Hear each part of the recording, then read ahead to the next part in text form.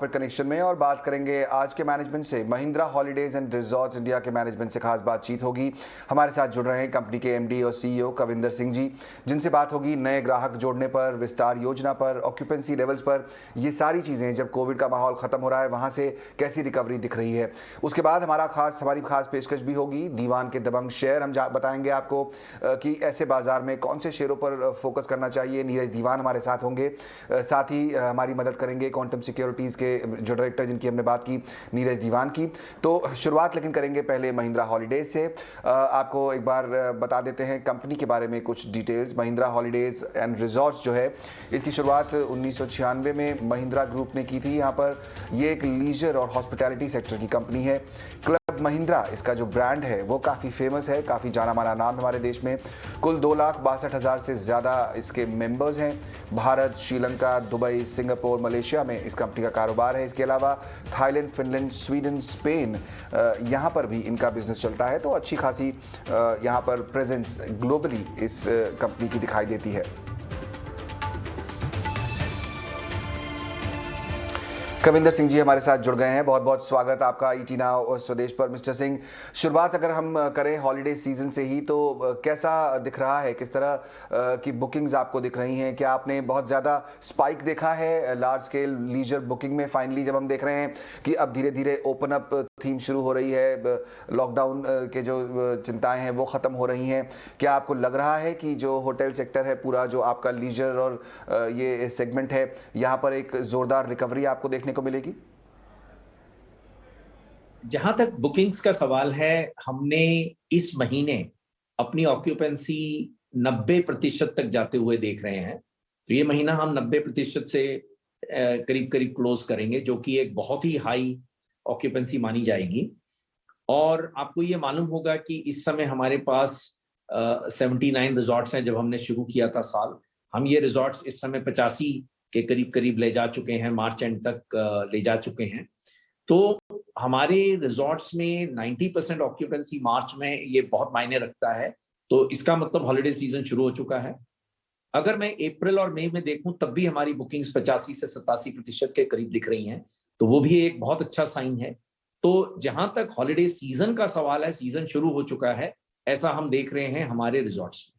बिल्कुल, धीरे धीरे बढ़ते हुए आपके रिजॉर्ट दिख रहे हैं। 85 तक नंबर पहुंच गया जैसा आप बता रहे हैं। आपके जो मेंबर्स हैं, चूंकि आपका मेंबरशिप वाला मॉडल है पूरा, जो फुल्ली पेड मेंबर्स हैं उनके नंबर्स की भी सिचुएशन जानना चाहेंगे। क्या डिमांड आपको लग रहा है कि इस लेवल पर रहेगी? जैसा आप बता रहे हैं 90% तक आपने ग्रोथ देखी है, आपको लगता है कि ये डिमांड रहेगी? और जो नए मेंबर आप ऐड करना चाहते हैं, उनको लेकर फिलहाल कंपनी का प्लान क्या है?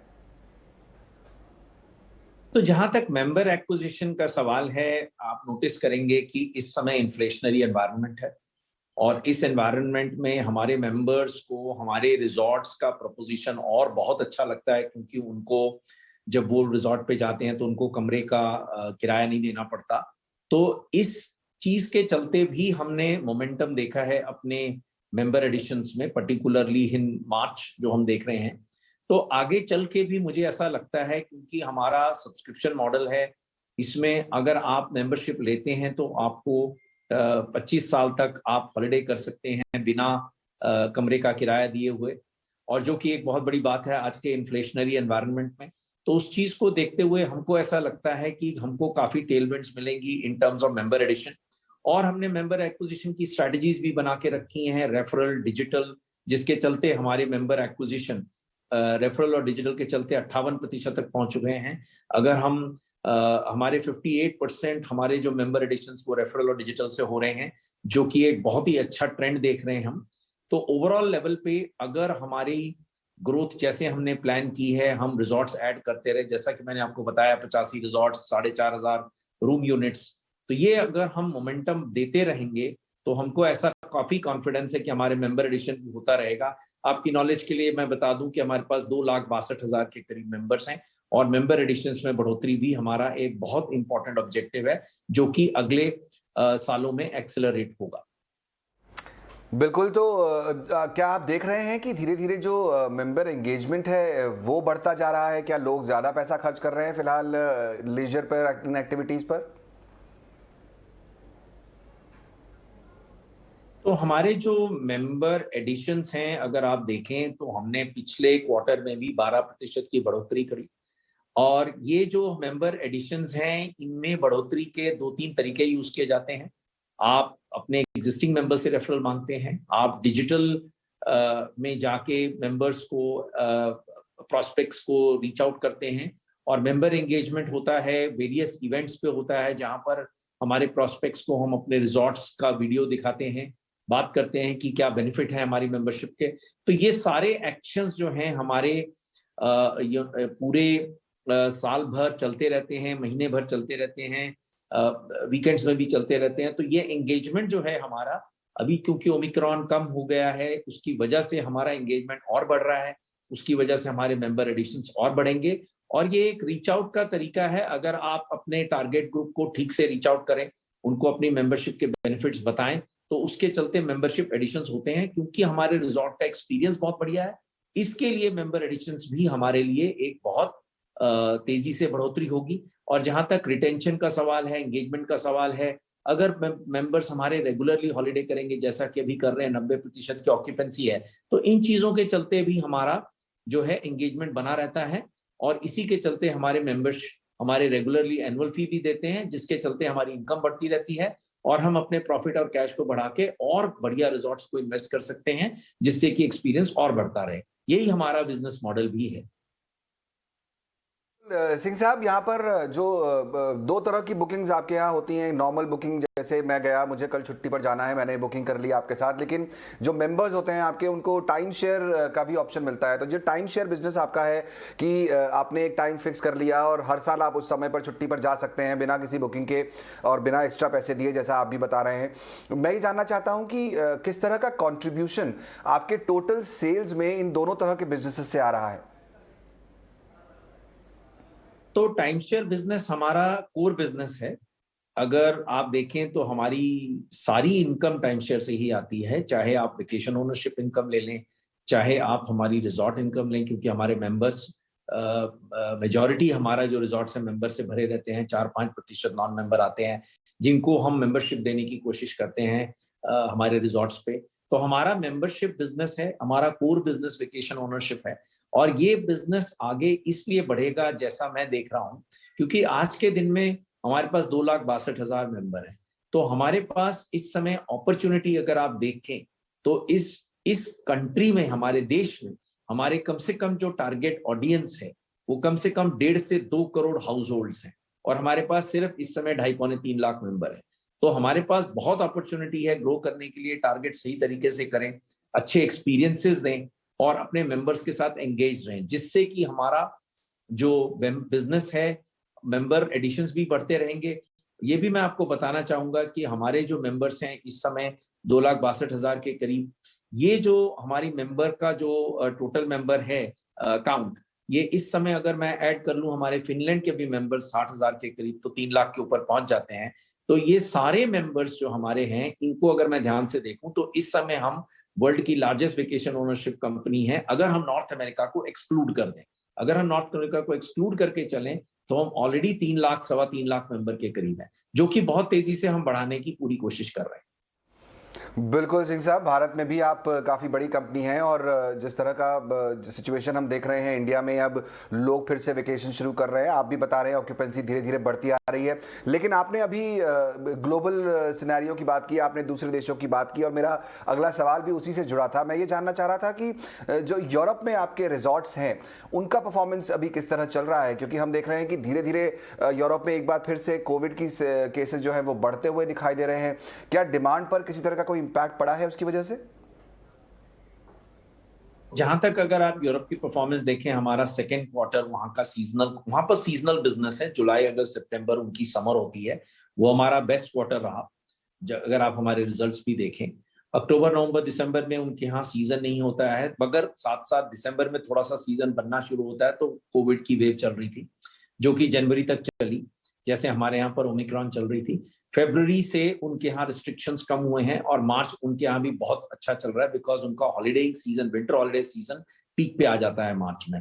तो हम वहां पर भी बढ़ोतरी देख रहे हैं इस समय। तो ओवरऑल जो है member additions, resort operations and overall जो यूरोपियन हमारे ऑपरेशंस हैं, इस समय हम उनमें पॉजिटिव मोमेंटम देख रहे हैं और हमको ऐसा लगता है कि हमारे लिए उस बिजनेस को हम लोगों ने, हॉलिडे क्लब रिजॉर्ट्स को हमने टर्न अराउंड कर दिया था 17-18 में। उसके बाद हमारा ये पेंडेमिक का प्रॉब्लम रहा 2 साल।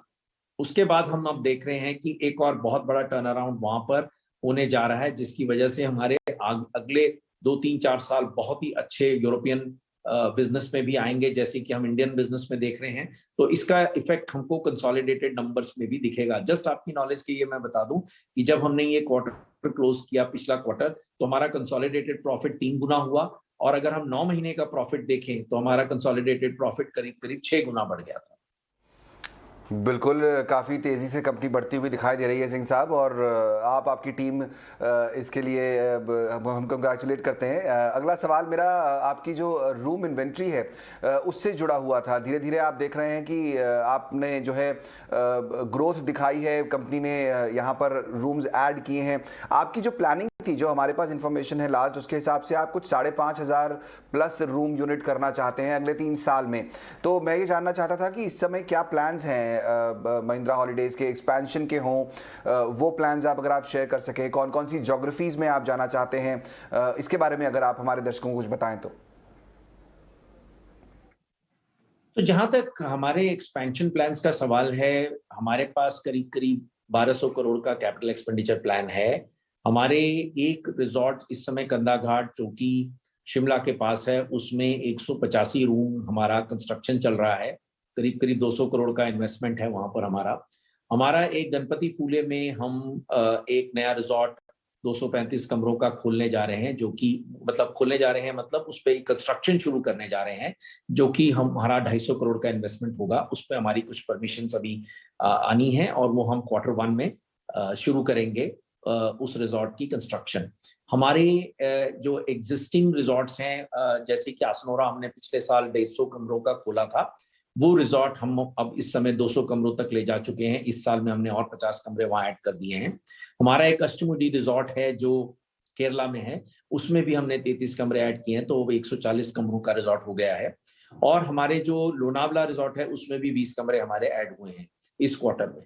तो अगर मैं ध्यान से देखूं, और हमारे एग्जिस्टिंग रिजॉर्ट्स जो हैं जैसे पौंडीचेरी, उसमें हम एक्सपेंशन भी करने जा रहे हैं, तो उसमें भी 60 कमरे हम ऐड करेंगे। तो हमारे एग्जिस्टिंग रिजॉर्ट्स का एक्सपेंशन चल रहा है, ग्रीनफील्ड रिजॉर्ट्स पे काम चल रहा है, लैंड बैंक्स हमारे पास हैं, और करीब करीब हमारा 1200 करोड़ के करीब हमारा एक्सपेंशन इन्वेस्टमेंट प्लान जो है वो अप्रूव्ड है, जो कि हम करेंगे, और उससे हम कम से कम 1500 से 2000 तक के कमरे ऐड करेंगे अगले 3 से 4 सालों में। बहुत शुक्रिया कविंदर सिंह जी, हमारे साथ जुड़कर आज ईटी नाउ स्वदेश पर हमसे चर्चा करने के लिए, कंपनी के एक्सपेंशन प्लान्स के बारे में भी जानकारी देने के लिए बहुत बहुत शुक्रिया। चलिए, ये तो बात हुई कंपनी के मैनेजमेंट से, लेकिन महिंद्रा हॉलीडेज के स्टॉक में आपको क्या करना चाहिए। हम देख रहे हैं स्टॉक में आज करीब 2% की अच्छी तेजी है, 236 के भाव चल रहे हैं। पिछले कुछ समय में ये स्टॉक फोकस में भी रहा है। हमारे साथ ब्लू ओशन स्ट्रैटेजिक एडवाइजर्स के डायरेक्टर आशीष महेश्वरी जुड़ गए हैं। आशीष, बहुत स्वागत आपका। महिंद्रा हॉलीडेज के मैनेजमेंट को आपने सुना, कई सारे यहाँ पर ऑक्यूपेंसी 90% तक बढ़ गई है बता रहे हैं, और धीरे धीरे ऐड भी कर रहे हैं रूम्स। यहाँ पर इनका बिजनेस अच्छा चल रहा है ब्रॉडली, अगर उनकी बात माने तो। स्टॉक के हिसाब से क्या व्यू बनता है फिलहाल आपका? जी, मेरा मानना है कि जो भी ट्रैवल और टूरिज्म रिलेटेड स्टॉक हैं, उसमें हमने ऑलरेडी अच्छा खासा, महिंद्रा हॉलीडेज का रिसोर्ट भी अपने लो से ऑलमोस्ट 100 रुपीज का हमने राइज उसमें आते हुए पिछले का भी सक्सेसफुली क्लोज हुआ। तो मुझे लगता है कि काफी निवेशकों का रुझान बिल्टअप हो रहा है इस इंडस्ट्री में, क्योंकि रेवेंज ट्रैवलिंग और रेवेंज टूरिज्म जो इंडियन मार्केट में है वो स्टार्ट हो गया है। तो जिसका बहुत बड़ा बेनिफिट बिल्कुल महिंद्रा हॉलीडेज जैसी कंपनियों को मिलने वाला है। और इसके अलावा जो चूंकि पिछला साल उनका काफी खराब था, अच्छा खासा उन्होंने लॉस रिपोर्ट किया था, तो उसके कंपैरिजन में इस पर्टिकुलर फाइनेंशियल ईयर में और आगे आने वाले साल में जो नंबर्स हैं, मेरा मानना है कि वो काफी ईयर ओवर ईयर में काफी इंप्रूवमेंट देखने को भी मिलने वाला है। दूसरी बात ये है कि जो उन्होंने इतना सारा वो कैपेक्स कर रहे हैं, तो उनके पास जो मेंबर्स जो टाइम शेयर के बेसिस पे जो उनके क्लाइंट्स हैं, वो वन ऑफ द हाईएस्ट है इंडस्ट्री में। तो जितने ज्यादा वो रूम रूम्स ऐड करते जाएंगे उतना उनका रेवेन्यू भी बढ़ता जाएगा। तो मुझे अगले 3 साल महिंद्रा हॉलीडेज के लिए काफी अच्छे नजर आते हैं और इस इंडस्ट्री पे भी मैं काफी बुलिश हूँ और मेरा मानना है किसी भी गिरावट में इस स्टॉक को बाय करने की सलाह है। किसी भी गिरावट में अगर बाय करेंगे तो वो सबसे अच्छी स्ट्रैटेजी होगी। लॉन्ग रन में कंपनी अच्छी दिखाई देती है। बहुत बहुत शुक्रिया आशीष, समय निकालकर हमसे बात करने के लिए।